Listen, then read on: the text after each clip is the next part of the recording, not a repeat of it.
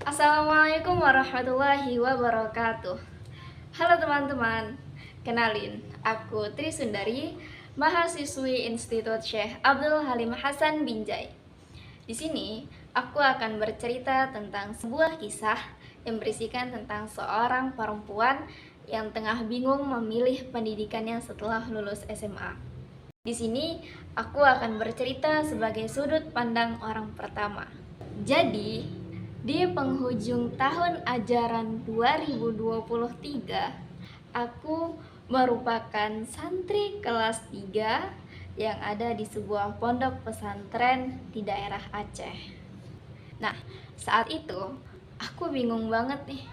Aku harus kemana ya? Apakah aku lanjut kuliah atau nganggur aja kali ya di rumah? Ya, bantu-bantu orang tua lah. Setelah lama berpikir, tiba-tiba muncul dalam benakku, kenapa kamu nggak nyoba menghafal Al-Quran aja? Sekarang kan ada banyak tuh program-program karantina yang membuka beasiswa, bahkan full lagi. Nah, semenjak ide itu muncul, aku awalnya ragu banget malah. Jadi, aku mencoba sholat istikharah. Nah, ketika sholat istikharah yang pertama kalinya, aku mendapatkan jawabannya melalui mimpi. Dalam mimpi itu, aku bertemu dengan seseorang. Sebut saja namanya Dewi. Dewi bertanya kepadaku, "Hei, kamu mau ngapain setelah ini? Mau nganggur?" Aku bingung di situ. Aku harus menjawab apa ya? Atau bertanya saja kepada Dewi. Aku bertanyalah kepada Dewi, menurutmu baiknya aku itu harus menganggur, kuliah, atau menghafal Al-Quran? Dewi terkejut. Hah? Menghafal Al-Quran? Kamu gila ya? Ya sebenarnya baik sih. Hebat juga kalau misalkan kamu mau menghafal Al-Quran. Jarang loh sekarang ada yang mau.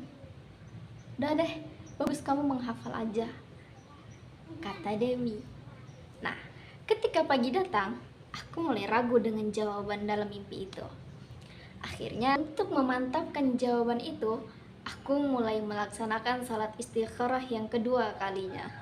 Setelah salat istikharah, aku mendapatkan jawabannya melalui forum bersama ustadz yang ada di pondokku.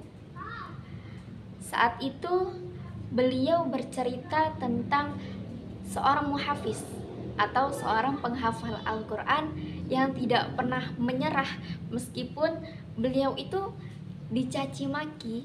Karena apa? Karena muhafiz tadi lebih memilih menghafal Al-Quran daripada melanjutkan kuliah.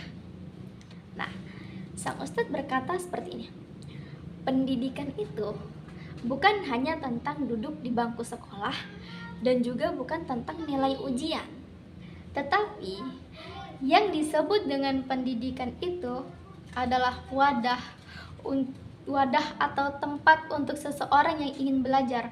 Jadi nggak mesti di sekolah, bisa di rumah Quran, bisa di lingkungan, bisa di mana-mana. Jadi pendidikan itu tidak hanya di sekolah. Itu kata beliau. Nah, di situ aku mulai berpikir, wah, aku mulai dapat jawabannya nih. Sepertinya aku memang benar-benar harus menghafal sih.